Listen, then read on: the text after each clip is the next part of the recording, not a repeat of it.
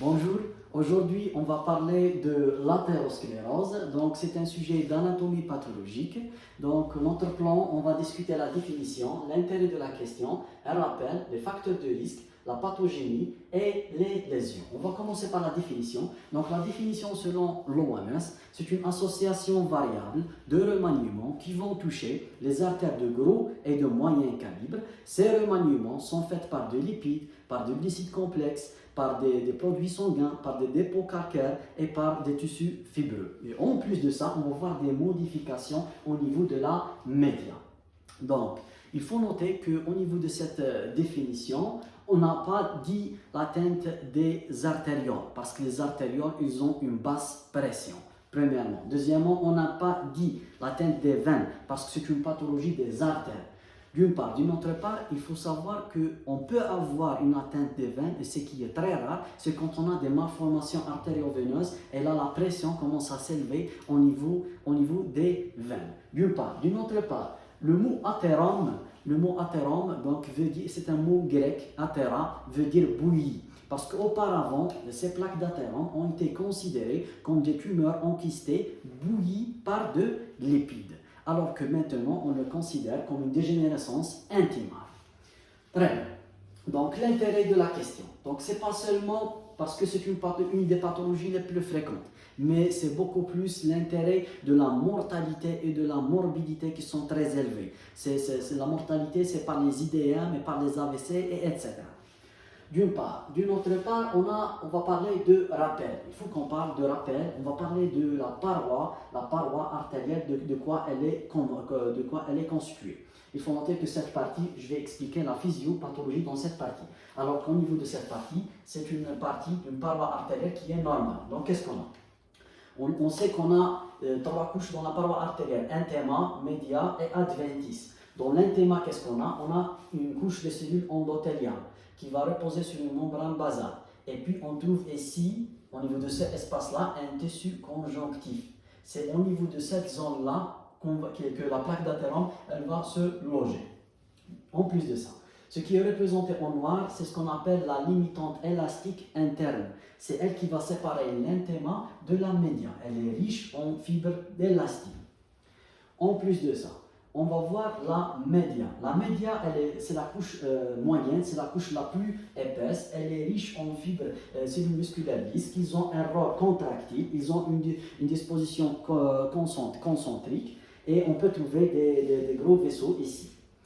En plus de ça, à la base de la média, on va trouver une limitante élastique externe qui est riche en élastine qui va séparer la média de l'adventice. L'adventice, elle est formée par un tissu conjonctif qui est peu organisé, contient des fibroblastes, des adipocytes, des vaisseaux sanguins, etc. Et puis on trouve quoi? On trouve une enveloppe. Pourquoi une enveloppe? Une enveloppe pour que la paroi artérielle, elle va s'ancrer au niveau des organes avoisinants.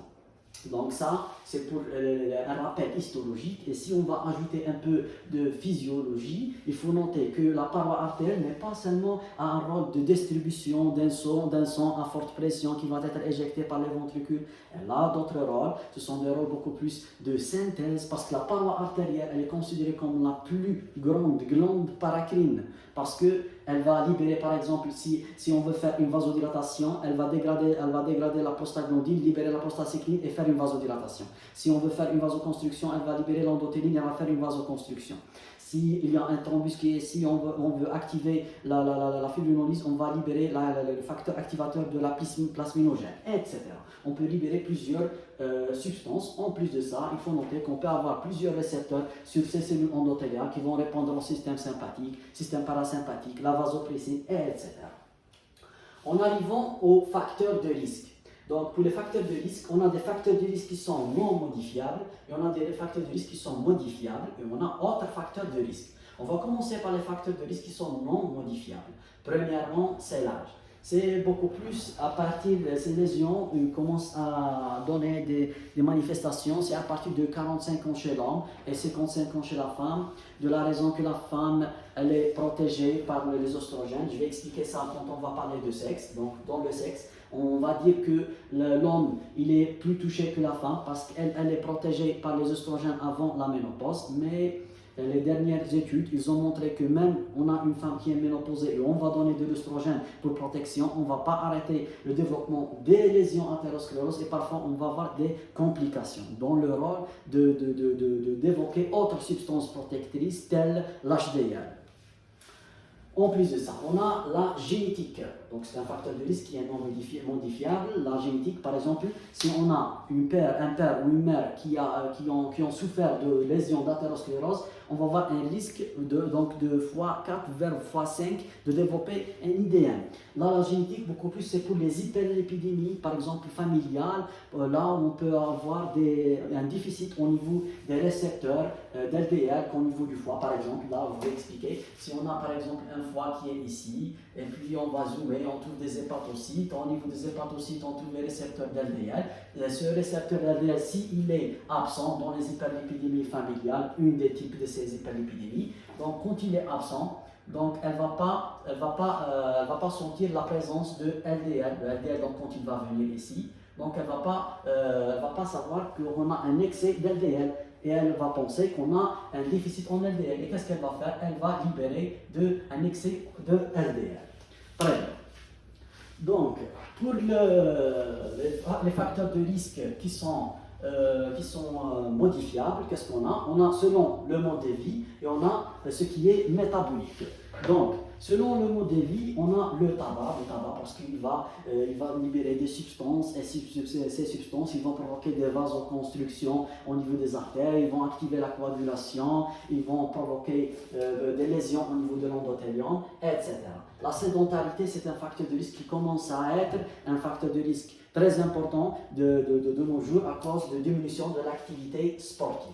Et enfin, on a le stress parce qu'on va avoir une libération des catécholamines qui vont favoriser la vasoconstruction. La vasoconstruction, elle va donner une hypertension artérielle et l'hypertension artérielle, elle va provoquer un flux qui n'est plus laminaire. Et quand le flux n'est plus laminaire, on va voir le développement de ces lésions d'athérosclérose.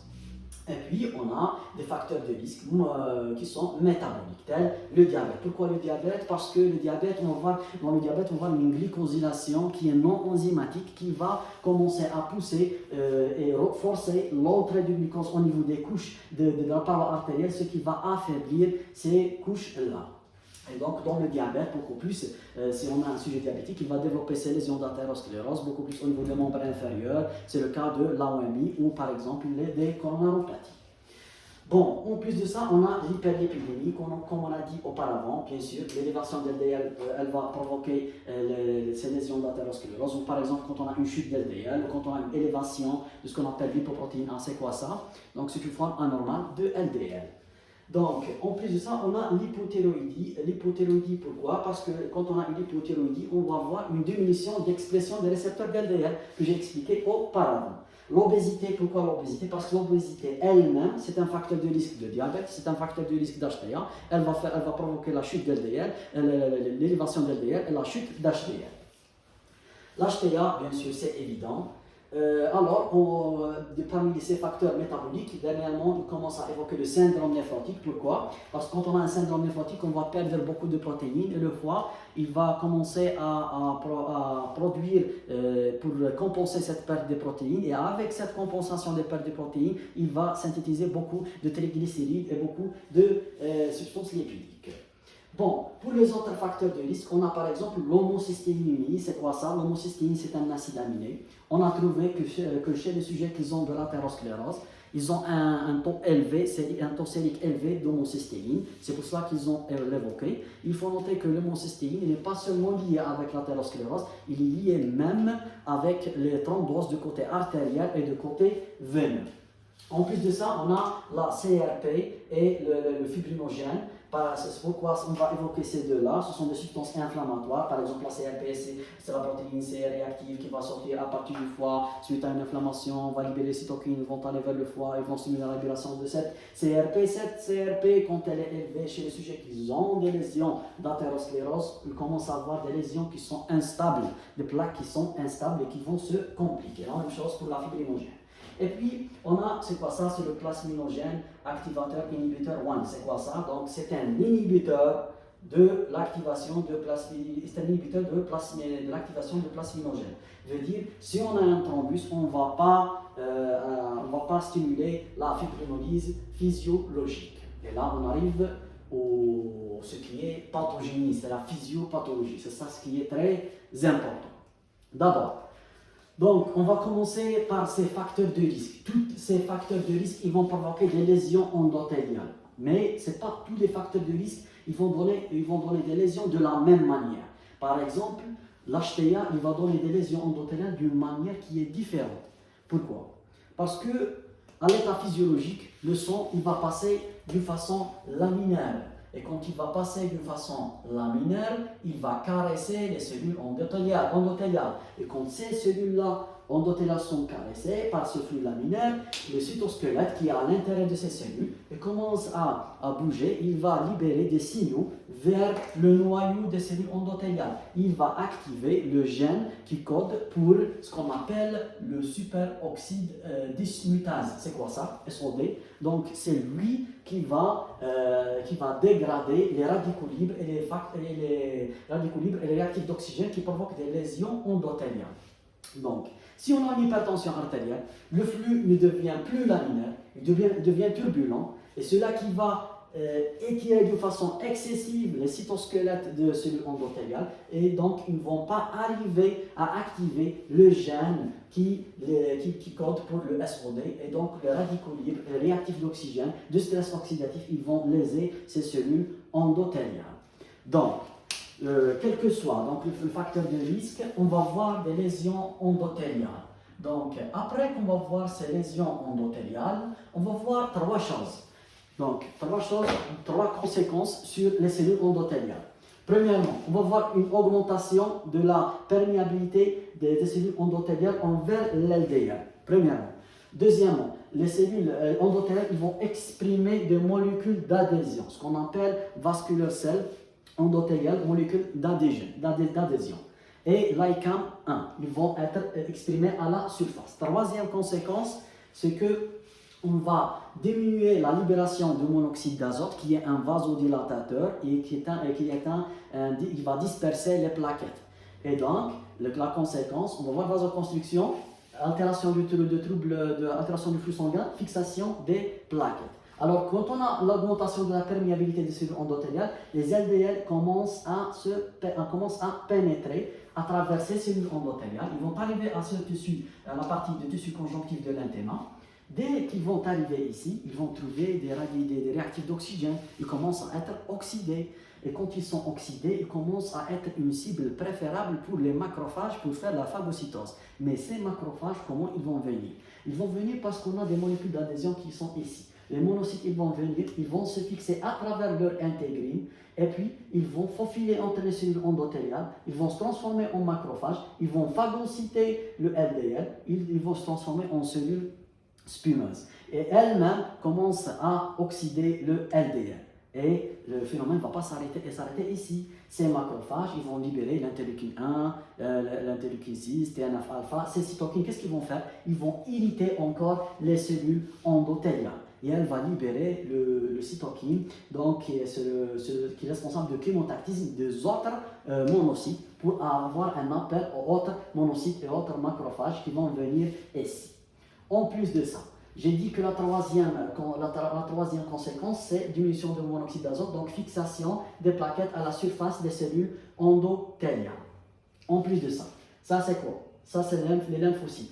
Qu'est-ce qu'ils font ici? Les lymphocytes sont les lymphocytes T helper 1, le plus souvent T helper 2, CD4, et donc ils vont libérer l'interféron gamma. L'interféron gamma, il va activer les macrophages, encore pour qu'ils vont oxyder ce LDL. En plus de ça, avec le temps, parce qu'on a un excès de cytokine qui est ici, donc une soupe de cytokine qui est ici, on va voir un appel des cellules musculaires lisses qui vont venir à partir de la média, commencent à migrer. Et qu'est-ce qu'ils vont faire? Ils vont changer leur phénotype, d'un phénotype contractile à un phénotype sécrétoire. Veut dire quoi? Veut dire qu'ils commencent à récupérer leur fonction embryonnaire. Veut dire quoi? Veut dire qu'ils vont avoir une action de migration, prolifération et ils vont aller vers le site là où on a des LDL oxydés. Ils commencent à phagocyter ces LDL. Donc, au fur et à mesure que le phénomène va évoluer, qu'est-ce qu'on va voir? On va voir annexer des cellules spumeuses qui sont remplies par des LDL. Et ces macrophages, parce qu'ils vont libérer des cytokines, parmi ces cytokines, ceux qui vont activer l'apoptose. Et quand on va voir de l'apoptose, on va libérer ces LDL. Et ces LDL, quand ils sont libérés, ils commencent à s'agencer pour former un cœur lipidique. C'est le cœur ou le corps de la plaque d'athérome, ce qui est en vert. Alors que, à la partie superficielle, on commence à former une chape fibromusculaire. Veut dire, on va voir des cellules musculaires lisses commencent à faire des proliférations, ils vont libérer de la matrice extracellulaire, c'est pour ça qu'elle est fibromusculaire. Mais pourquoi cette chape fibromusculaire, elle s'installe en haut? Elle s'installe en haut et non pas en bas, là où on a les cellules musculaires lisses de la média.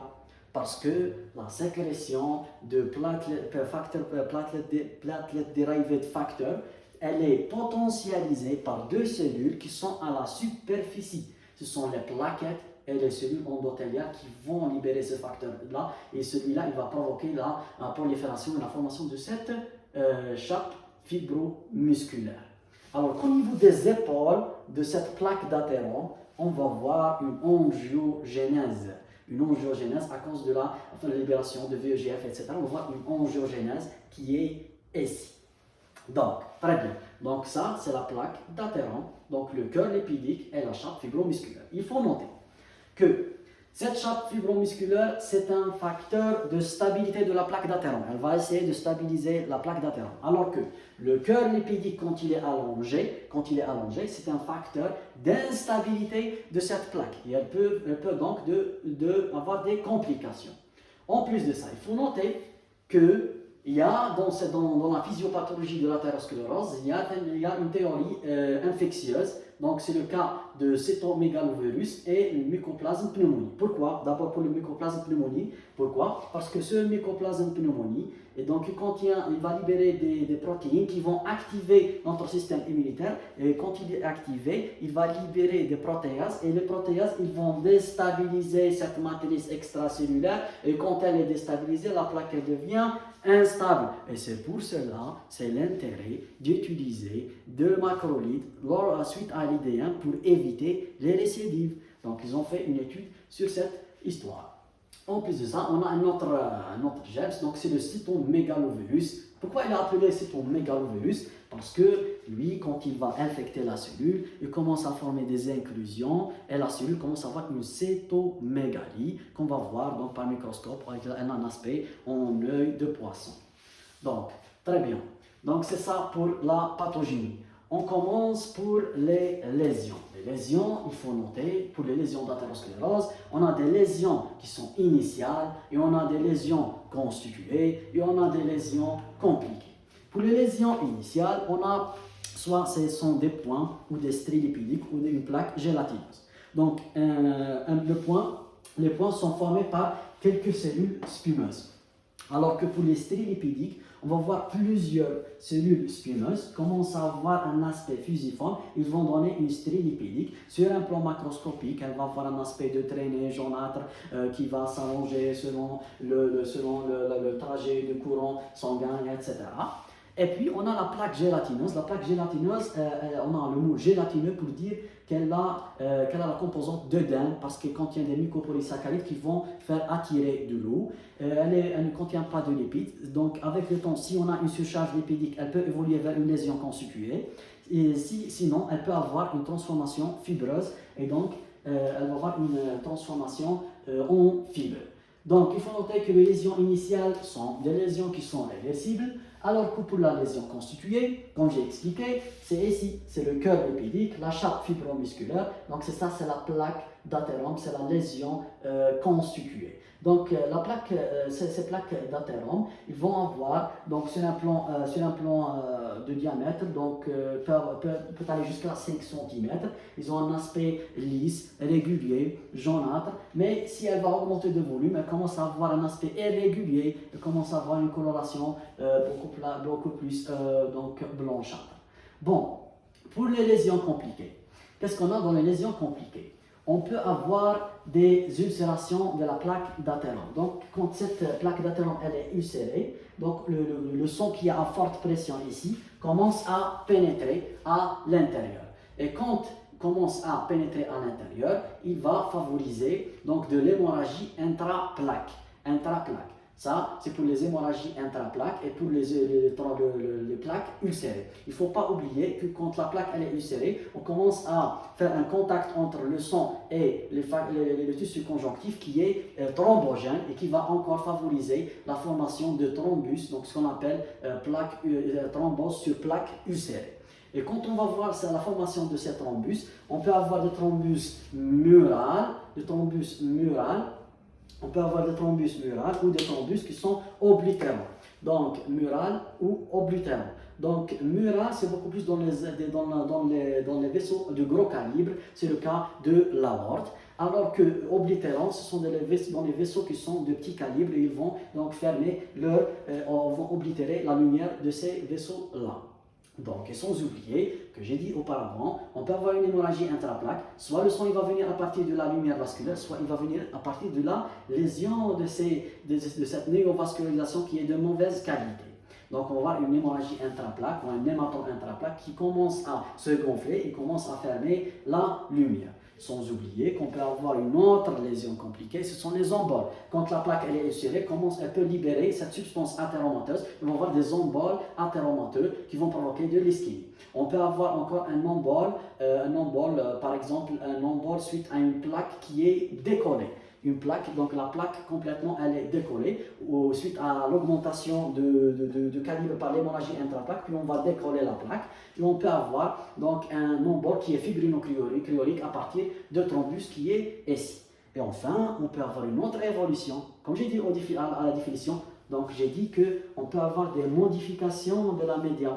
Parce que quand on a ces lésions qui sont ici, l'oxygène ne va pas bien passer jusqu'à la média. Et la média commence à s'affaiblir. Et quand elle commence à s'affaiblir, on va voir un risque d'anévrisme. L'anévrisme, c'est quoi? C'est une dilatation vasculaire avec une perte de parallélisme des parois vasculaire. Et donc, ces anévrismes, qui dit anévrisme, dit risque de thrombus, parce que le flux ne devient plus laminaire, il commence à avoir un flux oscillatoire, etc. On va former des thrombus, et les thrombus vont donner un risque des emboles, sans oublier qu'on peut avoir un risque de rupture et d'hémorragie.